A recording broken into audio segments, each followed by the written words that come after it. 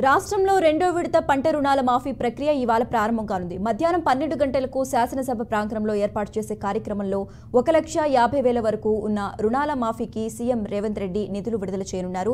ఈ కార్యక్రమానికి deputy CM Bhatti Vikramarka, వ్యవసాయ శాఖ మంత్రి తుమ్మల నాగేశ్వరరావు హాజరు కానున్నారు. రెండో విడతలో సుమారు 7 లక్షల మంది రైతులకు దాదాపు 7,000 కోట్లు మాఫీ చేసేందుకు ప్రభుత్వం రంగం సిద్ధం చేసింది.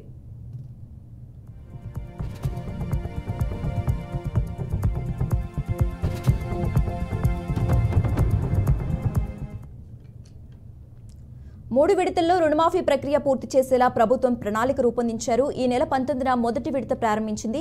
అందులో సుమారు 10,83,000 కుటుంబాలకు చెందిన 11,34,000 ఖాతాల్లో 6,035 కోట్లు జమ చేసినట్లు సర్కార్ పేర్కొంది. తెల్ల రేషన్ కార్డు, ఆధార్ నెంబర్, ఇతర వివరాలు సరిగ్గా లేకపోవడం, అసలు కంటే వడ్డీ ఎక్కువగా ఉండటం వంటి కారణాలతో పలువురికి నిధులు జమ కాలేదు. ఆదాయ పన్ను చెల్లింపుదారులు, ప్రభుత్వ ఉద్యోగులు, పెన్షన్దారులను అర్హుల జాబితా నుంచి ప్రభుత్వం తొలగించింది.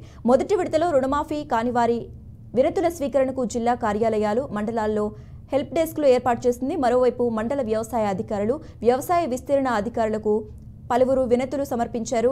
ఇవి ఇంకా పరిష్కారం కాలేదు. రెండో విడత జాబితాలో నిధుల విడుదల అనంతరం ఈ ప్రక్రియలో ఏమైనా సాంకేతిక సమస్యలు ఉంటే స్పష్టత వస్తుందని, వాటిని పరిష్కరించేందుకు అవకాశం ఉందని ప్రభుత్వం భావిస్తోంది.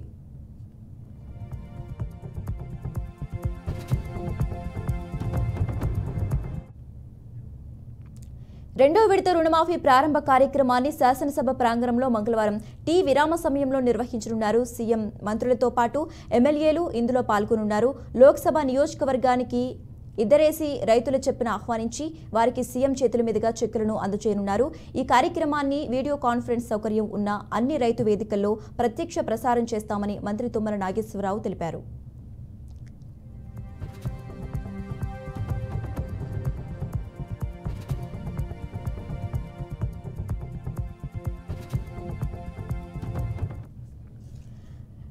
ఇక ఈ రుణమాఫీలకు సంబంధించి మరింత సమాచారం బీఆర్కే ప్రతినిధి శ్రీనివాస్ ఫోన్ ద్వారా అందిస్తారు. Srinivas, good morning sir.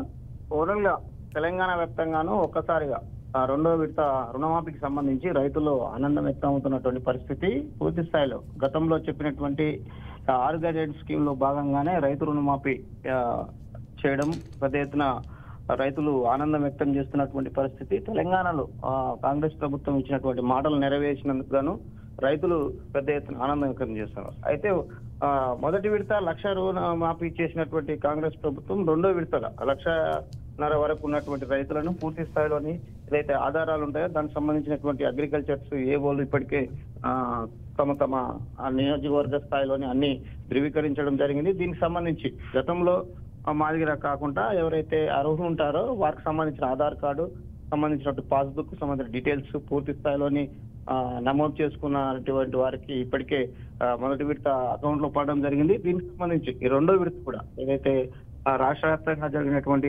1,50,000 సంబంధించిన రుణమాఫీ కూడా అమల్లోకి వచ్చినటువంటి పరిస్థితి. ఈ రోజు అదే నియోజకవర్గ స్థాయిలో, పార్లమెంట్ స్థాయిలో ఉన్నటువంటి రైతులను కూడా వాళ్ళు పూర్తి స్థాయిలోనే గుర్తించడం జరిగింది. సంబంధించిన చెక్స్ కూడా ఆల్రెడీ అకౌంట్ లో పొందుపరచడానికి కూడా తెలంగాణ ప్రభుత్వం ఇప్పటికీ అన్ని చర్యలు కూడా తీసుకున్నటువంటి పరిస్థితి.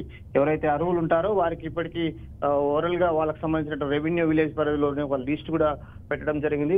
సంబంధించిన ఈ లిస్ట్ లో ఎవరైతే సాంకేతిక లోపంతో కానీ సంబంధించినటువంటి వివరాలు పొందుపరచకపోయినట్లయితే సంబంధిత అధికారి, రెవెన్యూకి సంబంధించినటువంటి అధికారులు ఉంటారు, దానికి సంబంధించినటువంటి గ్రామ స్థాయిలో సంబంధించినటువంటి ఏఓస్ ఉంటారు, దానికి సంబంధించి పూర్తిగా ఎప్పటికప్పుడు సమాచారాన్ని కూడా రైతులకు అనుగుణంగా పూర్తిగా జిల్లా కలెక్టరేట్ల ముందు కూడా పూర్తి స్థాయి సమాచారాన్ని చెప్పడానికి కూడా ఒక బోర్డు కూడా ఏర్పాటు చేశారు.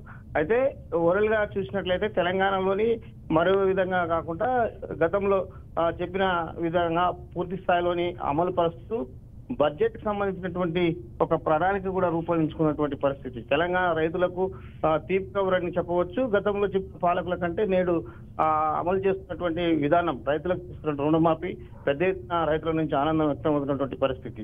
ఇది తెలంగాణలో రుణమాఫీ ద్వారా పూర్తి స్థాయిలోని సాధారణంగానే నిరుపేద రైతులకు మేలు జరిగిందనేది కూడా చెప్పవచ్చు. ఇది తెలంగాణలో ఉన్నటువంటి రుణమాఫీకి సంబంధించినటువంటి పరిస్థితి. Okay, right. Thanks for update Srinivas.